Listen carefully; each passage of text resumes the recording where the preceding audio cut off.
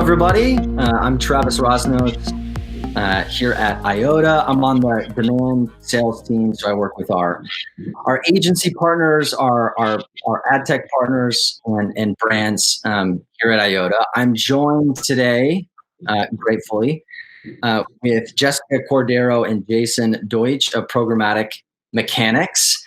And at Eyeota, the past few weeks we've spent time meeting internally on what can we do to help the market react and adjust, and also just lead the current dynamic of our reality today in a strong and powerful way. So one thing we decided is let's engage our customers first, and let's engage them. Let's ask them questions. Let's explore how they're implementing changes and how they're implementing best practices and communicating with their clients, and also communicating internally to make the most of this current situation and to be strong leaders in the current situation. So with that said, I'll pass the baton to Jessica and Jason just to share some background on programmatic mechanics, and then we'll dive into the discussion.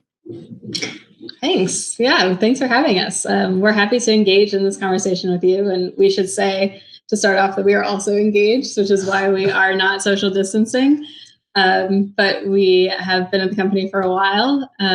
I started in February of 2016, and Jason was actually the first employee. February of 2014.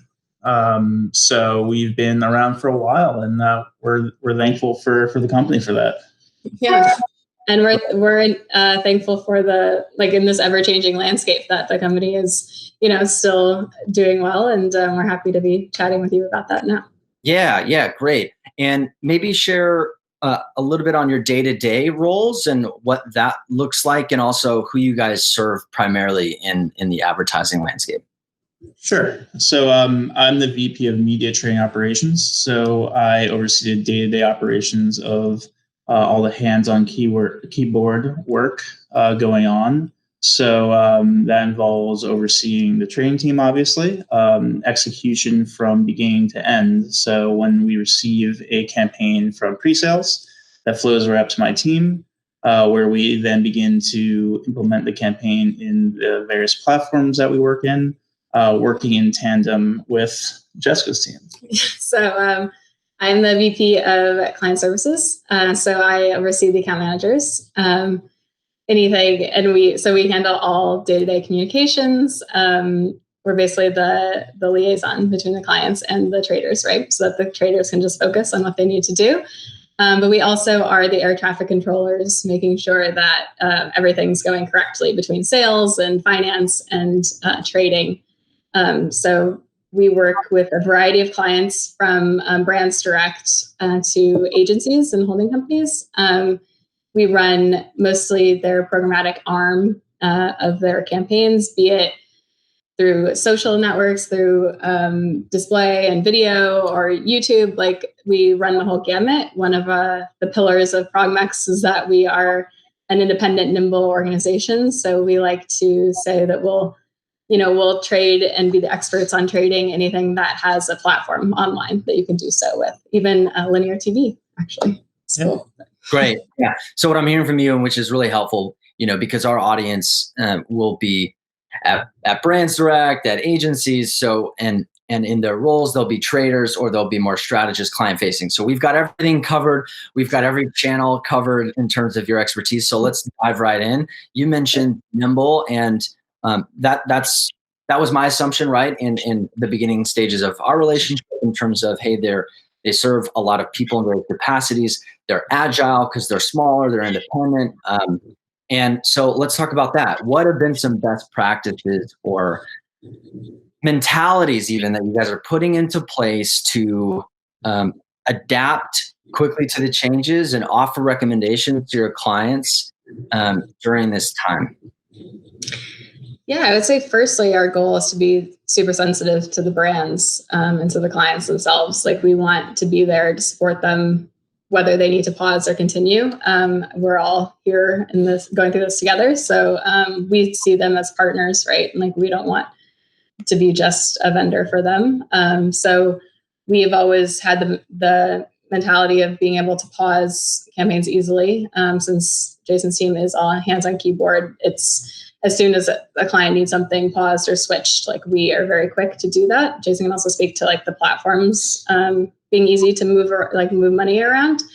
But I think like we want to be sensitive. We want to understand their needs. We also are providing them with education. We love to be a source of knowledge for them. So we're talking to our vendors and like our account managers, right, who service us to see what they're seeing and just making sure we have the purview on everything, which has been super helpful. Yeah. And to that piece about being nimble, we've always been a somewhat bootstrap, always nimble organization. We are in all the major DSPs. We purchase everything that anyone is able to purchase digitally. So that is our expertise. And since that everything is purchased by our team, my team being the training team, in-house, we're able to easily switch between different platforms, between different strategies. Let's say a client had specific messaging before all this started happening that was going on display. We've been seeing a lot of trends going more towards the video side, whether CTV or pre-roll. We're very easily able to work within our current platforms, within the assets that we have received or have worked with clients to receive in order to shift any type of messaging or any type of budgeting to a strategy that's a little bit more conducive to the current day and age. Great. Yeah. So what I'm hearing from you is a wide-ranging skill set and knowledge base on all technology platforms, right? It's helpful in this situation. Jessica, you mentioned sensitivity, right, to the situation. We need to really put on our understanding caps, right? Really seek to understand what's going on, what the client's concerns are, what their worries are, and obviously everybody's going through the same thing, just in regards to having to be mindful that everybody's situation is unique.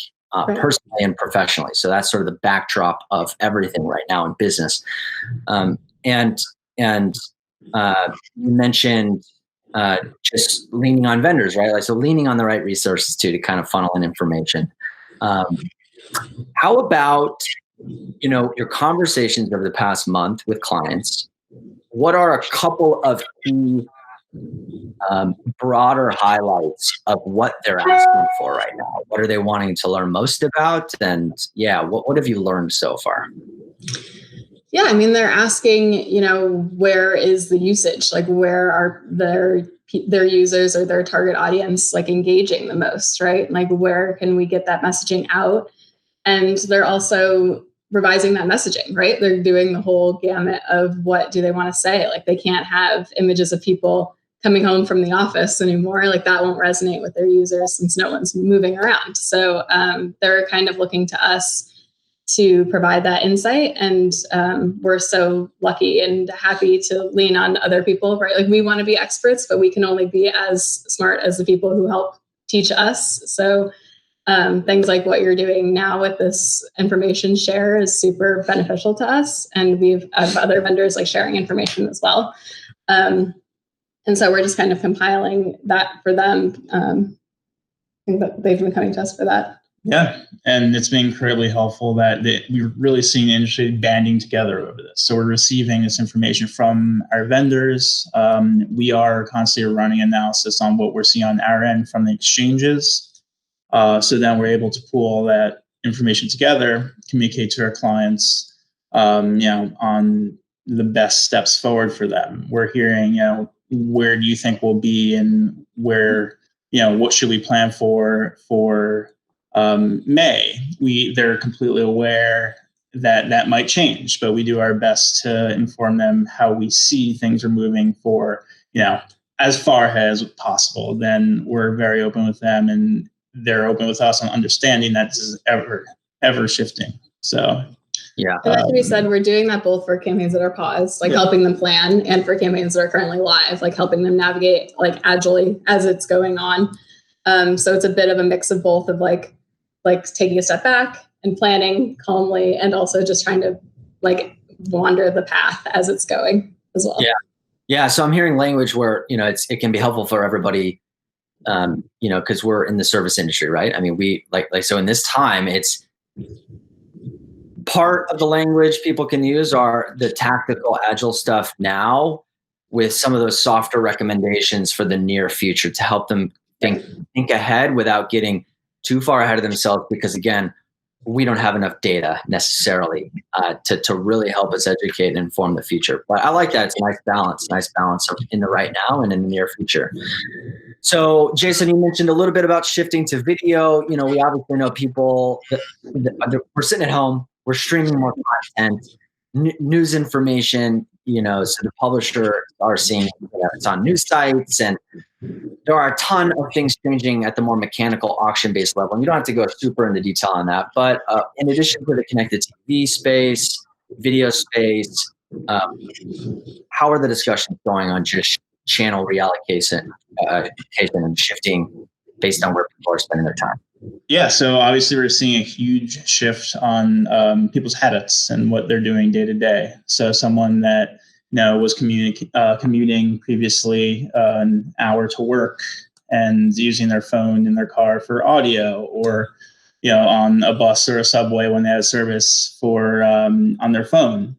That's shifting towards more home, so desktop and video on their TV. So OTT and connected TV has really exploded, and that's a huge opportunity to potentially shift a medium of communication to your audience in a new manner.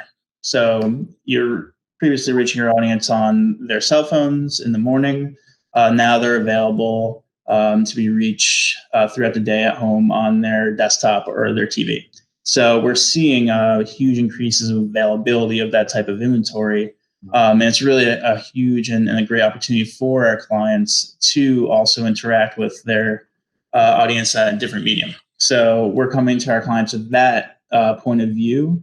And they've been very interested in that, and they've been very receptive to our ability to reach them in that manner. So basically, there's a lot more inventory available, and we're able to reach these users in places where we maybe previously wouldn't have been able to. Great. Yeah, and what I see there too is banner ads are great and native ads are great. There's all the purposes that those formats serve along the journey throughout whatever vertical you're working in, right? But now is the time for really strong and brave storytelling, right? And connected TV and those formats, and with the mechanics changing of how to acquire those impressions, like there is a really ripe opportunity for the right advertisers who are really and ready to act. So thanks for that. How about B2B versus B2C? What are you noticing maybe in your client communication with the two sides of that coin? Is there a difference in the opportunity, or is there a difference in how those advertisers are wanting to react to the situation?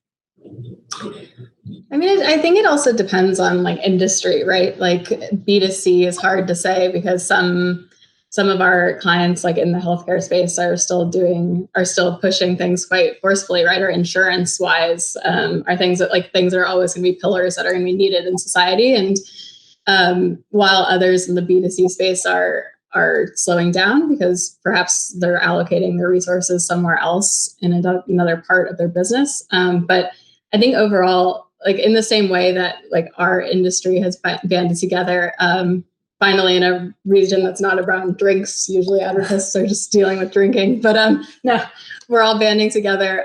But our brands are too, in both spaces, the messaging is kind of changing in both B2B and B2C, right? They want to reevaluate their creative and how they're reaching the users, to your point, to Jason's point, in different mediums.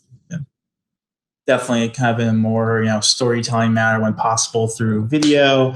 But we're definitely seeing a trend on both sides, sort of coming together in a way in a similar messaging manner, because we're all, in the same boat here. So I think messaging on both sides are in a way, obviously impacted by our current situation. So they're both reflecting that. Yeah.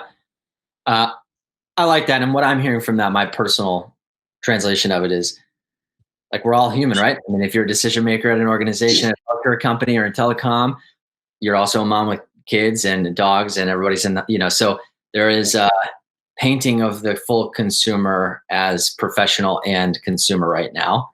And depending on the industry, right, the opportunities to connect the dots more holistically, right? So I like that. That's all I have for you guys. I mean, you've been great. I think it was really insightful. And again, everybody at Eyeota, we really, really appreciate you guys putting the time aside in your day to talk about these topics. And anything else to add? It's our pleasure. We're so glad to partner with you guys, and happy to be on year 7 of the company. Yeah. So going strong at Programmatic. All right. Thank you so much, guys. I appreciate it. Thanks so much, everybody. Bye.